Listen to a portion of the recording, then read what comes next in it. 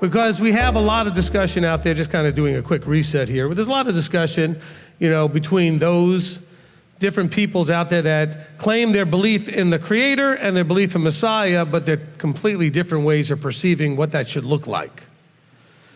There are those that believe it should just all be about love. And I think almost all of the groups would agree about that. The question really is, what does that look like?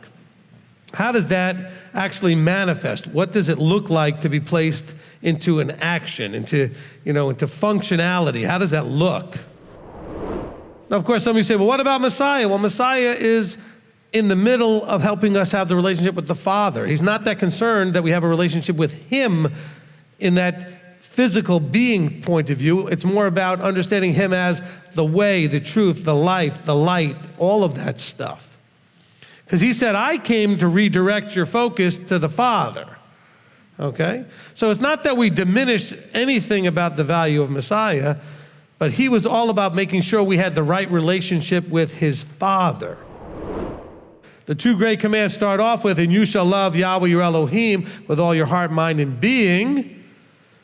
And then the second flows out of that. So if you do not have the first relationship, you're never going to understand how to do the second relationship. Because the second relationship is given to us and guided by the first relationship.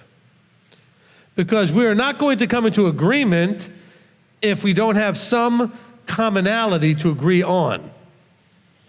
And so that relationship that we agree that there's a Creator, we agree that the Creator gave us instructions, we agree that there's a covenantal relationship we're all supposed to have, now we've got something in common as a basis for our relationship. As we're looking at this, and we're going into John 15, let's understand that this whole exercise for 21 parts already is for us to understand the relationships. Because ultimately, isn't the goal of all of this a forever relationship? A relationship that, we know that we talk about when you get married, it's supposed to be forever. Well, you're going to die at some point. Now, we're talking about an actual, legitimately forever relationship, one that will never go away, one that will always eternally be. All right, so we're looking towards that level of relationship, and guess what? You can't have one unless the two in the relationship are in agreement. In this section, we are going to see Yeshua say some things that are going to be helping us understand the relationship and also understanding the hierarchy of the structure. So let's understand as we're looking at this right here, starting right here, he says, I am the vine. We don't think of a vine as being animate with personality and everything like this. He's giving us an image, and he says that my Father is the gardener. Can we see that there's a very large gap in terms of power, authority between a gardener and a vine? So don't think for a second that the pruning in your life may not be painful. It certainly may. But it should bear fruit. This is like the idea of where it says every father that loves a child will discipline the child. And he says that in other places, he says, and nobody enjoys discipline while they're having it because it's painful, but it brings the peaceable fruit. So all these things connect together. This is why we have to take Scripture, if we can bring it all into our brain somewhere and allow the Ruach to help connect the dots for us. Through an anointed person, it makes it even easier. You are already clean. In other words, you already have the things necessary to be clean. You're already connected to the right vine, all these things. He's not saying, careful now, he's not saying you've arrived.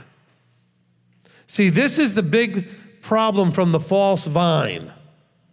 The false vine wants you to feel like it's all done. But it's not done. You're now growing on the vine. You're going to be pruned. It's not done. You must bear fruit. There is a vine. There's a true vine, which means there are also false vines. There's a gardener, which, by the way, there's also false gardeners out there. But there's a true gardener. Then there are those of us that will be branches off the true vine. And he uses the phrase, a branch in me. In me. Okay, so that to me is a phraseology about covenant. A branch that is in covenant with me. This is you in covenant, not perfectly doing what you should, and he now allows things to happen to you to get your attention. We know when he talks about, and if they do this, this, and this, Israel does this, this, and this, I will curse them 7 times. And if they still don't listen, I will curse them 7 times more. And at some point he uses the phrase, and if they are not instructed by these. Those things that he allows to happen in the adversities of our lives, that he allows to happen, they are to be instructional. If you notice that the actual people with the direct downloads are not off on their own just doing whatever they're doing. They're needing the direct downloads because they are leading inside of the structure. I don't think I've ever said that before, just to be clear. So for all of you out there that think, I'm just getting direct downloads, then where's the group that you're serving that you needed the download for? Where are you within the structure where it was necessary for you to be getting direct downloads, because that's the only way to get the structure what it needed to know? Oh, I'm sorry, you're still home in your living room with just your family by yourself.